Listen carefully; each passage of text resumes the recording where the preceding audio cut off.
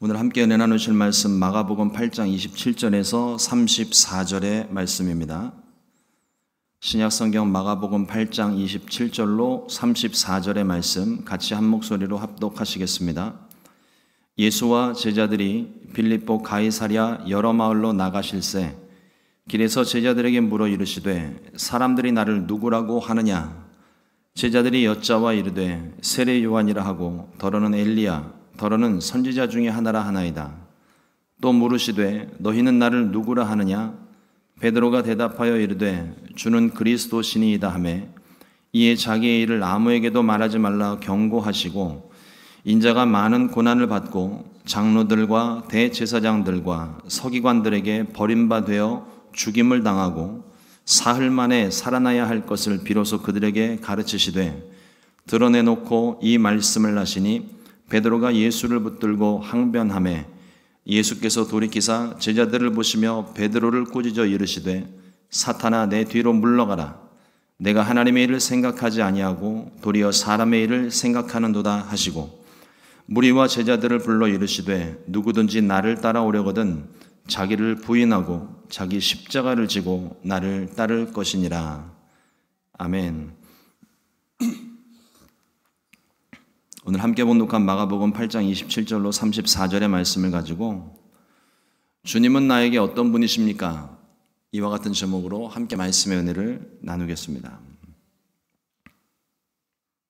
여러분들의 삶 가운데 특별한 사람들이 분명히 있을 겁니다.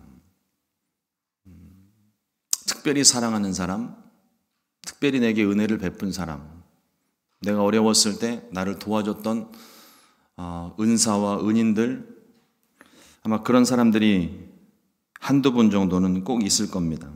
혹시 나한테는 그런 사람이 없는데 하시는 분들은 가만히 생각을 해보시면 지금까지 내가 살아오면서 나를 지탱해 주었던 한두 사람 정도 있을 거예요. 혹시 생각나는 사람이 있으면 오늘 하루 꼭 그분에게 전화 한번 하셔서 감사의 인사도 하고 관계가 더 깊어지기를 주님의 이름으로 축복합니다. 내 인생에 특별한 사람, 의미를 가지고 있는 그 한 사람이 있는데 그런 사람들에 대하여서 옆에서 누가 다른 사람들이 비방을 하거나 욕을 하거나 또 그 사람에 대한 안 좋은 이야기를 한다 하더라도 내가 받은 은혜가 있기 때문에 그 은혜 때문에라도 그 사람들의 말을 믿지 않고 도리어 자기가 경험했던 그 사람을 생각하며 그 사람이 절대 그런 사람 아니라고 오히려 대신하여 변론해주고 또 그 사람의 편이 되어주는 것을 우리가 경험을 하게 됩니다. 혹시라도 그런 분들이 삶에 없다면 내가 누군가에게 또 그와 같은 사람이 되어줄 수 있도록 내가 또 더 신경을 쓰고 또 관계를 맺어 나가야 될 줄로 압니다. 예수님께서 오늘 길을 가시다가 제자들에게 뜬금없이 물으셨습니다. 사람들이 나를 누구라 하느냐? 제자들의 대답이 더러는 엘리야요, 또 더러는 침례 요한이라 이야기를 하기도 하고 선지자 중에 한 사람입니다. 이렇게 대답을 했습니다. 그 이야기는 다른 사람들의 생각이죠. 예수님께서 한 번 더 제자들에게 질문을 합니다. 그러면 너희는 나를 누구라 하느냐? 당연히 제자들의 입장에서는 선생님이십니다. 그런데 아무도 대답하지 못하던 중에 베드로가 위대한 고백을 합니다. 오늘 말씀에는 주는 그리스도시니이다 간단하게 고백을 하지만 우리가 아는 바처럼 마태복음 16장 16절 말씀에 보면 주는 그리스도시요 살아계신 하나님의 아들이시니이다. 명답입니다. 우리의 고백이 돼야 되고 또 그렇게 우리가 또 고백을 합니다. 그러나 이런 정답 말고 제가 여러분들에게 묻고 싶은 것은 주님께서 여러분들에게 물으셨을 때 이 정해진 정답 말고 여러분들이 경험한 예수님에 대해서 말할 수 있는 한 문장 내지는 한 단어로 표현할 수 있는 삶의 정리가 좀 필요합니다. 그냥 무턱대고 내가 믿는 예수님, 내가 우리 순복음 시카고 교회 가서 내가 예배하는 예수님, 막연하게 그 주님을 생각하고 있는 것이 아니라 그 주님이 내 삶 가운데, 특별히 내 삶 가운데 특별한 은혜를 베풀었던 그 사람들을 생각하듯이 주님은 나에게 어떤 분이신가에 대한 삶의 정의가 필요합니다. 이 정의가 없으면 여러 가지 어려운 일을 만날 때, 또 위기를 만날 때 내가 주님을 붙들 수 있는 힘이 없어요. 내 삶에 분명한 정의가 필요하고 정리가 좀 필요한 것 같습니다. 그래서 오늘 여러분들에게 그리고 저에게 묻는 질문이 이것입니다. 나에게 있어서 주님은 어떤 분이신가? 의외로 많은 사람들이 저를 포함해서요, 주님을 생각할 때 그냥 단순하게 생각을 하게 되면 주님께서 나의 계획을 이루어 주시는 분. 그러니까 우리는 간단하게 그걸 뭉뚱그려서 이렇게 표현을 합니다. 주님이 내 삶을 인도해 주십니다. 맞는 말이에요. 그런데 그 말을 하고 있는 내 입장에서 내 기준이 과연 무엇이냐는 거죠. 주님이 내 삶을 이끌어 가시는데 그 이끌어 가시는 삶이 과연 무엇을 위한 이끄심입니까? 성공을 위한 이끄심? 나의 계획과 목표를 이루기 위한 이끄심? 의외로 많은 사람들이 예수님을 생각하면서 예수님께서 내 삶을 이끌어 주시는, 나를 성공으로 이끄시는 그런 분으로 생각을 하고 있습니다. 이런 경우 우리가 생각하는, 그러니까 조금 전에 말씀드린 대로 내 꿈을 이루기 위한 예수님이라면 그 예수님은 도깨비 방망이에 불과한 겁니다. 우리 옛날 소설 속에서 나오던 금 나와라 뚝딱, 은 나와라 뚝딱, 성공 나와라 뚝딱, 명예 나와라 뚝딱. 그냥 하나님께 기도만 하면 하나님이 그렇게 내 기도에 응답해 주시는 줄로만 믿고 있는 사람은요, 때때로 삶 가운데 어려움이 닥치고 내가 기도한 것이 이루어지지 않게 됐을 때 하나님을 원망하기 쉽습니다. 주님은 우리의 꿈과 소원을 이루기 위해 계시는 분이 아니십니다. 주님은 주님의 뜻을 이루어 가시는 분이시지 나의 목적을 이루어 주시는 분이 아니에요. 주님과의 관계를 다시 한번 우리가 확인을 해야 되겠습니다. 주님이 무엇을 말씀하시든지 순종하는 믿음이 우리 가운데 필요합니다. 때로는 그 주님께서 말씀하시는 것이 나의 생각과 계획과는 전혀 다른 방면으로 인도하실 때가 있어요. 여러분, 요셉을 보십시오. 요셉은 하나님께서 분명히 말씀을 하셨습니다. 꿈을 통해서 말씀을 주시죠. 11곡식단이 자기에게 절을 하고 해와 달과 11별이 자기에게 절을 하는 그 모습을 보면서 누가 생각을 해도 그것은 하나님이 주신 꿈이라고 하는 것을 기본 전제로 할 때 하나님께서 나를 높이신다는 해석이 어렵지 않습니다. 그런데 그 꿈을 꾸고 난 이후에 요셉의 삶은요, 정반대의 삶으로 갑니다. 그러니까 우리는 결론을 알고 있으니까 하나님이 그 수렁을 통해서 끌어올리셔서 가장 빠른 시간 안에 도저히 이루어질 수 없는 애굽의 총리 자리에 앉히시는 그런 결론을 우리가 알고 있으니까 그것이 요셉을 하나님께서 이렇게 인도하셨구나라는 것을 우리가 짐작하고 생각을 하는 것이지, 만약 여러분들이 요셉이라면 내가 분명히 어젯밤 꿈속에 해와 달과 11별이 나에게 절을 하고 온 세상이 내 앞에 무릎을 꿇는 꿈을 꾸었는데 오늘 아침에 나오는데 갑자기 영문도 모른 채, 오늘 오다 보니까 굉장히 길이 미끄럽더라고요. 빙판길인데. 교회 나오면서 별 생각을 다 하는 거예요. 그러니까 혹시나도 내가 가다가 앞에 차를 받지는 않을까, 내가 서는데 뒤에서 와서 받지는 않을까, 별별 생각들을 다 하면서 왔는데 사고가 났는데 갑자기 이렇게 경찰이 와가지고 리포트를 하면서 조사를 하는데 내가 생각지도 않았던 어떤 이상한 범죄 사실들이 막 나타나면서 갑자기 나를 수갑을 채워서 그 자리에서 끌고 간다면,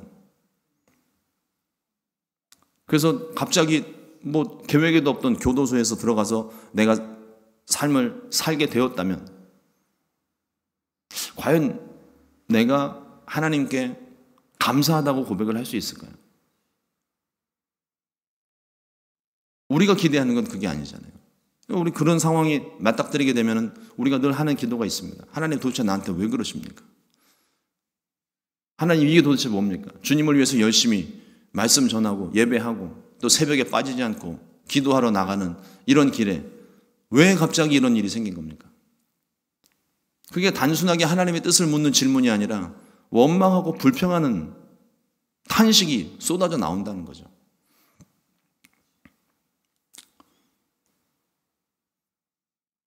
제가 너무 표현을 극단적으로 몰고 갔는지는 모르겠지만 정도의 차이는 있지만 크고 작은 이런 일들이 우리 삶 가운데 숱하게 일어납니다. 내가 100일 동안 하나님께 작정을 하고 기도를 했는데 그 기도에 대한 응답이 전혀 엉뚱한 방법으로 나온다든지, 내 기도와는 정반대로 내가 기도한 건 하나도 이루어지지 않고 엉뚱한 결과들이 자꾸만 나타나고 있을 때에 과연 내 믿음이 어떨까요? 주님과의 관계를 우리가 다시 확인을 해야 됩니다. 무슨 말씀을 하셔도 그 말씀에 순종하는 믿음이 필요합니다. 이게 무조건적인 순종이라기보다는 주님을 내가 믿기 때문에, 주님을 신뢰하기 때문에 어떤 말씀이어도 내가 그 말씀을 믿으니까, 하나님을 믿으니까, 그러니까 순종할 수 있는 그런 순종이 되어야 되는 거예요. 아브라함을 보십시오. 하나님이 이삭을 어느 날 갑자기 뜬금없이 이삭 바치라고 그러셨습니다. 아브라함이 아무것도 묻지를 않아요. 다음 날 바로 짐 싸서 이삭과 함께 번제물로 바치기 위해서 산을 향하여 길을 떠납니다. 그리고 모든 이 진행되어지는 과정을 보면은요, 조금도 망설임이나 주저함이나 의심이나 두려움 이런 게 전혀 없어요. 보이지를 않아요. 하나님 말씀에 그냥 순종해서 종들 남겨놓고 이삭과 함께 가면서 하나님이 재물을 준비하실 것이다. 아마 그 고백을 하고 있을 때 아브라함의 마음속에는 그 재물이 너다 이렇게 아마 생각하고 있었을 거예요.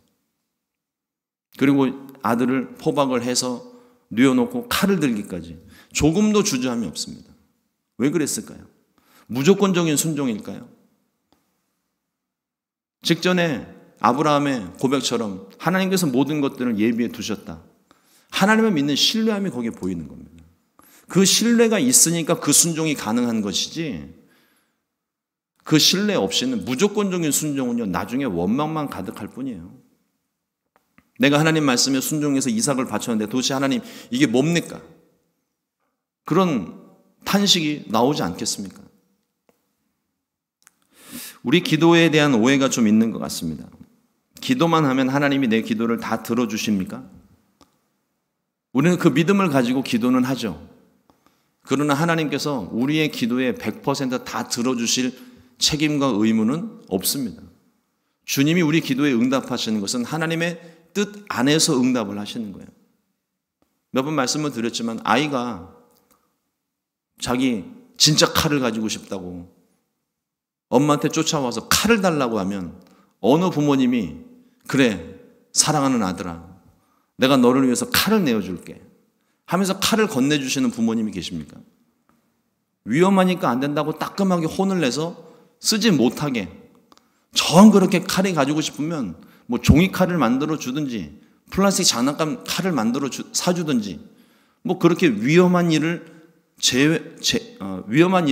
빼놓고 그렇게 칼을 쥐어주더라도 쥐어주지, 무턱대고 부엌에 있는 식칼을 그냥 막 꺼내주는 부모님이 아무도 없습니다. 하나님이 그와 같으신 분이에요. 내가 기도를 하는 것이 나의 정욕과 나의 욕심 때문에 구하는 것일 때, 그것이 나에게 해가 되는 일이거나 하나님과 멀어지는 길이 될 때는 하나님이 그 기도에는 절대로 응답하지 않으십니다.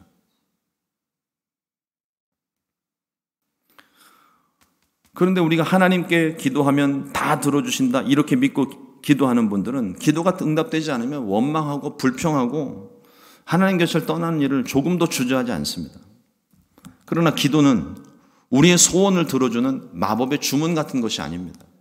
예수님의 이름으로 기도한다고 모든 것이 다 응답되는 게 아니에요. 하나님의 뜻을 분별해야 됩니다. 하나님이 무엇을 더 기뻐하시는지 우리가 그것을 분명하게 생각을 하고 기도하면서도 하나님의 뜻을 분별할 수 있도록 그렇게 기도해야 할 줄로 믿습니다. 기도는 하나님을 알아가고 하나님과 교제하고 하나님의 뜻을 알아가는 것이 그게 기도입니다. 이런 관계가 유지되고 있을 때 하나님 뜻 안에서 우리의 삶을 책임져 주시고 인도해 주시는 거예요. 예수님은 이 베드로의 고백을 들으시고 비로소 하나님 나라의 비밀, 하나님의 뜻을 알려주십니다. 마가복음 8장 31절 말씀에 인자가 많은 고난을 받고 장로들과 대제사장들과 서기관들에게 버림받아 죽임을 당하고 사흘 만에 살아나야 할 것을 비로소 그들에게 가르치시되, 이전까지는 이 말씀을 하신 적이 없어요. 그러나 베드로의 믿음의 고백, 우리가 말씀 전체를 보면 알겠지만 베드로가 그게 제정신으로 온전한 정신으로 그 고백을 한 건 아니에요. 그것을 알게 하신 것도 하나님께서 알게 하신 것이고, 그 입술의 고백을 하기는 했는데, 위대한 고백을 하기는 했는데, 문제는 베드로가 고백을 했던 그 속마음은 예수님께서 진짜 그리스도라고 하는 그 표현, 메시아로서 이 땅 가운데 오셔서 장차 잃어버린 우리나라를 찾아주시고 로마 정부를 무너뜨리고 나라를 다시 세울 거라 하는 분명한 확신을 가지고 이 고백을 한 거예요. 그러니까 주님의 뜻과는 상관이 없는 것이죠. 베드로도 열심당원 중에 한 사람입니다. 예수님께서 붙잡히실 때 로마 병정들과 함께 왔던 제사장의 종이었던 말고의 귀를 품에 품고 있던 칼을 꺼내서 귀를 잘랐잖아요. 항상 칼을 가지고 있는 사람입니다. 그만큼 무서운 사람이에요, 그 사람이. 그런데 예수님께서 이 하나님의 비밀을 알려주시자 베드로가 방금 전에 주는 그리스도시고 살아계신 하나님의 아들이시라고 고백을 했던 그 베드로가 예수님께서 죽으신다는 말에 펄쩍 뛰면서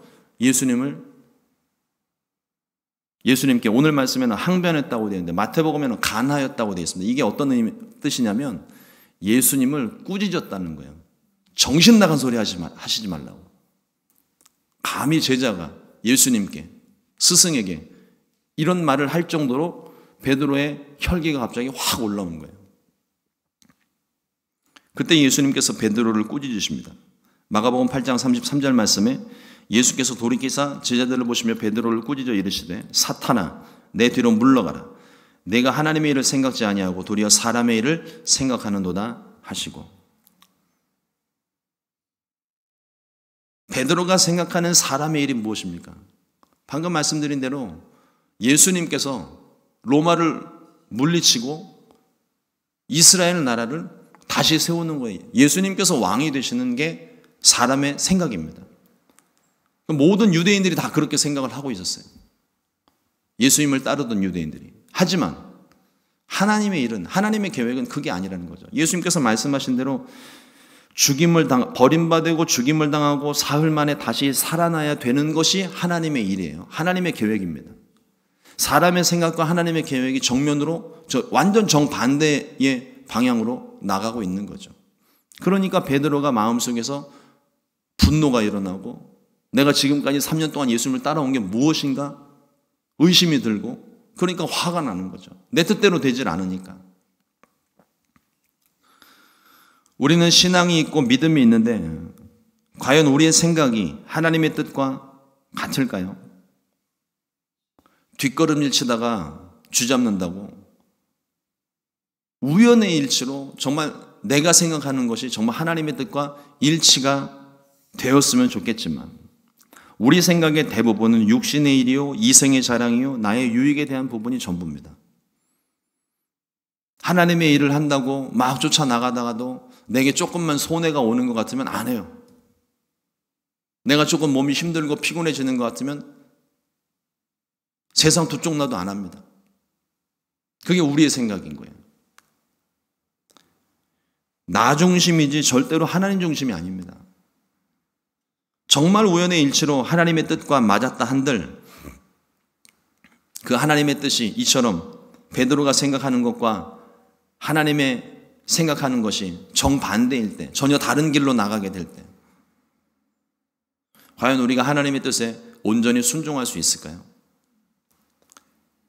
하나님과의 신뢰 관계는 하나님이 어떤 말씀을 하시더라도, 그리고 그 말씀에 내가 순종해 나갔을 때 어떤 결과가 나온다 하더라도, 내 기대와 다른 결과가 예상되더라도 결과까지도 순종할 수 있는 순종이 진짜 하나님이 기뻐하시는 순종의 모습입니다. 그리고 제자의 삶은 어때야 하는지에 대해서 말씀하십니다. 마가복음 8장 34절 말씀에 무리와 제자들을 불러 이르시되 누구든지 나를 따라오려거든 자기를 부인하고 자기 십자가를 지고 나를 따를 것이니라. 내 뜻이 아니라 주님 뜻이 우선입니다. 나의 계획이 먼저가 아니라 하나님의 계획이 우선입니다. 내 방식이 아니라 주님의 방법, 주님의 계획이 우선이어야 됩니다. 말씀을 묵상하면서 그런 생각을 해봤습니다. 하나님이 나를 망하게 하시고 실패하게 하셔도 과연 내가 하나님을 온전히 믿을 수 있을까? 절대로 그런 일은 일어나지 않겠지만 제가 목회를 하는 중에 우리 순복음 시카고 교회가 다 뿔뿔이 흩어지고 한 사람도 이 자리에 남지 않고 흔적도 남지 않는 그런 상태가 되어버렸을 때 과연 내가 하나님을 온전히 신뢰할 수 있을까? 제가 가지고 있는 생각이 있잖아요. 이 교회는 주님의 교회인데 주님이 책임져 주셔야지. 주님이 부흥시켜 주셔야지. 그게 하나님 원하시는 일이 아닐까 저는 생각하고 있지만 하나님 생각하실 때 그렇게 했다가는 제가 교만해지고 넘어질까 봐 걱정하시면 하나님 다 뿔뿔이 흩으실 수도 있는 거예요. 근데 그런 일이 벌어졌을 때 과연 내가 하나님 앞에 이게 주님의 뜻인 줄 알겠습니다. 물론 기본적으로 전제되어야 될 것은 제가 최선을 다하고 충성했을 때 얘기인 거겠죠. 제가 주님 앞에 온전히 서지 못하고 말씀 제대로 준비도 안 하고 그냥 내 맘대로 내 멋대로 하고 싶은 대로 그렇게 하면은 그러다가 망하면 하나님이 망하게 하신 게 아니라 이건 내 책임인 거죠. 근데 내가 정말 성실히 정말 최선을 다해서 하나님 섬기고 사랑하는 마음에 교회를 섬기고 그랬는데도 불구하고 하나님이 흩으셨다면 과연 그 상황 가운데서 내가 하나님 말씀에 순종할 수 있을까? 이게 하나님의 뜻이라고 내가 받아들이면서 과연 묵묵히 그 있는 자리에서 홀로 예배할 수 있을까? 쉽게 답이 나오지 않더라고요. 하지만 주님이 허락하신 일, 주님이 행하신 일이라면 그 속에서 하나님의 뜻을 내가 발견할 수 있다면 그럼 우리는 순종해야 되지 않을까요? 고난을 통과한 후에 우리에게 남는 것이 무엇입니까? 주님이어야 됩니다. 문제가 해결되고 내가 성공의 자리에 올라서는 그것이 남으면 안 돼요. 그럴 수도 있고 아닐 수도 있습니다. 그러니 고난을 통과하고 난 후에 내가 문제가 해결되지 않았다 할지라도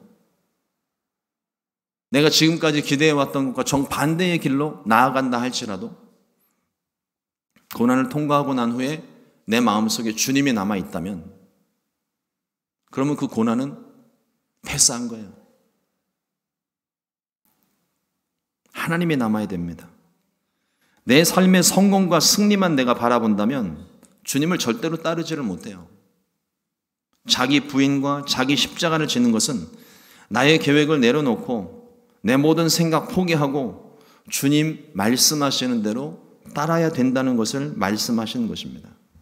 내 것과 하나님의 것 사이에서 우리는 과연 무엇을 선택해야 할까요? 이 선택의 기준에서 과연 주님이 나에게 어떤 분이신가에 대한 나만의 결론, 그 결론이 있어야 여기에 바른 대답을 할 수가 있고 순종할 수가 있는 것입니다. 부자 청년이 예수님께 나와서 어떻게 해야 영생을 얻으리까 질문을 했습니다. 그때 예수님께서 이런저런 일을 해야 된다 말씀하시니까 이 청년이 그 모든 것들은 내가 다 했다고 그랬어요. 행위로서는 완벽합니다. 그때 주님이 한 말씀을 더 하시죠. 마태복음 19장 21절로 22절 말씀에 예수께서 이르시되 내가 온전하고자 할진대 가서 내 소유를 팔아 가난한 자들에게 주라. 그리하면 하늘에서 보화가 내게 있으리라. 그리고 와서 나를 따르라 하시니 그 청년이 재물이 많음으로 이 말씀을 듣고 근심하며 가니라. 행위로서는 모든 것을 하나님의 뜻을 다 이룬다고 다 순종을 해왔습니다. 그런데 재물을 팔아 나누어 주라는 말씀에 이 청년이 근심을 해요. 여기에 걸리는 겁니다. 못 버리고 못 따랐어요. 부자 청년만 그렇습니까? 이 부자 청년의 모습이 우리들의 모습은 아닌가요? 내가 주님을 위해서 헌신한다고 이야기하면서도 조금도 나는 희생을 희생하려고 하지 않고 조금 더 손해를 보려 하지 않는다면 이 청년과 우리가 크게 다르지 않을 것입니다. 우리도 우리의 소중한 것, 내 소유를 좀처럼 우리가 포기를 하지 못해요. 모든 것을 다 잃어버려도 주님이면 됩니다. 주님이면 충분합니다. 주님께서 원하시는 고백이 이 고백인 거예요. 주님께서 내게 허락하신 재물과 명예와 또 가지고 있는 가족들, 모든 것들을 내게 다 허락을 하신 그 모든 것들, 그것을 하나님이 일부러 막 다 뺏어가고 없이 하고 그렇게 하실 하나님이 아니라는 걸 우리는 알지만 혹시라도 주님이 그렇게 하셨을 때, 내 삶에 그렇게 행하셨을 때 주님이면 충분합니다. 이 고백을 주님이 듣기를 원하시는 것입니다. 그리고 실제로 가진 것들을 다 잃어버린 후에 남은 것이 하나님밖에 없기 때문에 그런 상황이 될 때 비로소 이 진짜 고백이 나오는 거예요. 그러니까 우리가 입술로서만 지금은 얼마든지 우리가 고백할 수 있습니다. 아직은 잃어버린 게 없거든요. 그러니까 주님 앞에서 우리가 찬양으로 고백을 하잖아요. 주님이면 충분합니다. 기도하면서도 고백을 합니다. 주님이면 충분합니다. 이런 거 다 없어도 됩니다. 그건 있을 때 얘기죠. 근데 실제로 내 삶 가운데서 그 모든 걸 다 잃어버리고 마치 욥처럼 가족들도 종들도 재산도 어느 날 아침에 하나님이 그걸 싹 없이 하신다면 과연 그 상황에서 우리가 지금 고백했던 것처럼 주님이면 충분합니다. 이 고백이 나올 수 있을까요? 나와야 됩니다. 그렇게 고백할 수 있어야 돼요. 그래야 그 고난이 끝나는 거예요. 그렇다고 해서 있는 재산 없는 재산 다 팔아치우라는 말씀은 아닙니다. 주님이 그걸 원하시는 게 아니에요. 주님이 나를 어떻게 인도하시든 주님이 그리스도이심을, 내 삶의 주인이심을 굳게 믿고 신뢰를 바탕으로 주님이 어떤 말씀을 하시든 그 말씀에 순종하는 저와 여러분들이 될 수 있기를 우리 주님의 이름으로 축원합니다. 기도하겠습니다. 하나님, 오늘 베드로의 이 위대한 믿음의 고백 앞에서 많은 것들을 우리에게 도전하시고 또 말씀을 주십니다. 과연 지금 우리가 가지고 있는 것들을 다 내려놓고서라도 우리 주님을 포기하지 않는 믿음이 우리에게 있는지 우리 자신을 다시 한번 돌아봅니다. 여전히 두렵고 떨리는 마음이지만 하나님, 주님께서 원하시는 이 믿음의 고백을 주님이 듣기 원하시기에 또 실제로 우리의 삶 가운데 그러한 고백이 있어야 할 줄을 알기에 오늘도 믿음으로 고백을 합니다.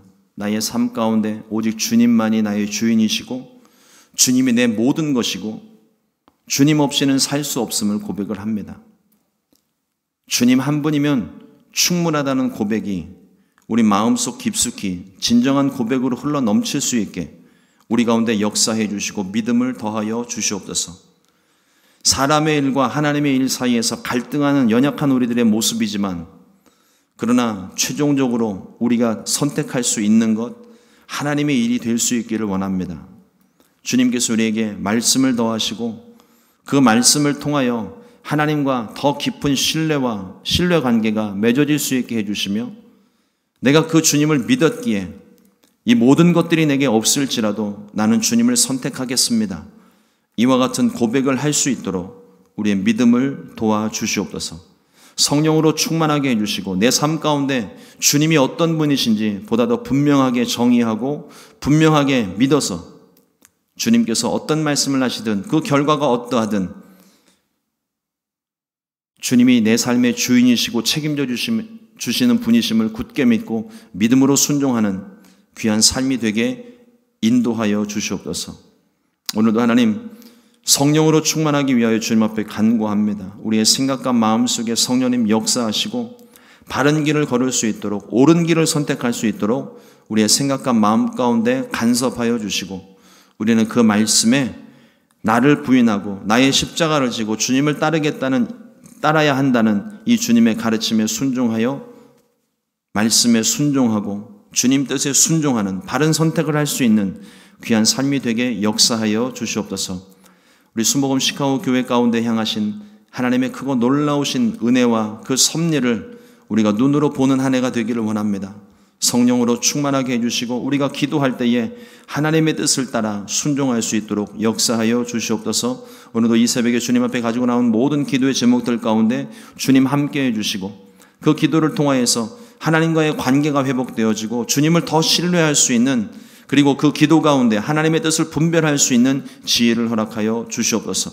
육신의 연약함을 가지고 있는 성도님들, 주님 앞에 간구할 때에 그 고통과 아픔을 주님께서 몸소 당하시고 아시오니 하나님, 우리의 모든 질고를 우리의 몸 안에서 제거해 주시고 통증이 사라지게 해주시고 병상에서 일어나게 역사하여 주시옵소서. 귀하신 예수님의 이름으로 기도드렸습니다. 아멘. 주님